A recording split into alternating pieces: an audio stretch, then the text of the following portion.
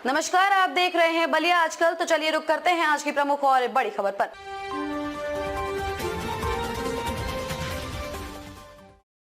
भाजपा की सूची में इंतजार में बैठी सपा अब यादव और ब्राह्मण और राजभर पर लगाएगी दाव। बलिया सलेमपुर में कौन होगा सपा का चेहरा?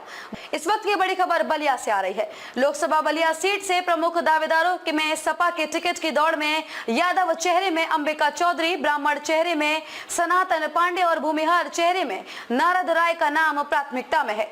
घोसी लोकसभा सीट से भूमिहार चेहरे के रूप में राजीव राय के सपा से प्रत्याशी घोषित होने के बाद अब भूमिहार चेहरे को टिकट मिलने की संभावना कम दिखाई दे रही है।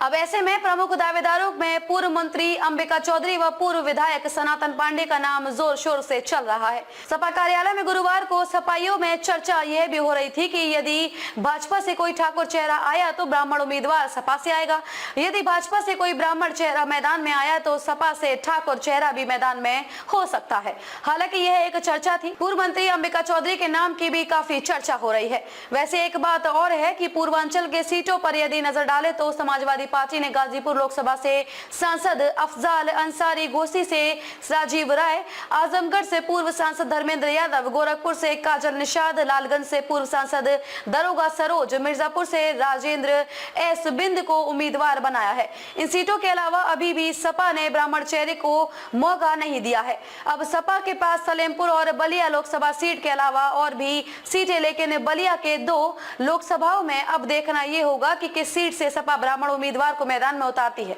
आखिर सपा को भाजपा की अगली सूची का इंतजार क्यों है? इस सवाल पर एक सपा नेता ने बताया है कि सपा भाजपा की सूची के इंतजार में इसलिए है कि किस जाति के उम्मीदवार को भाजपा बलिया लोकसभा सीट से मैदान में उतार रही है, उसके बाद सपा जातीय समीकरण को देखते हुए अपना उम्मीदवार उतारेगी।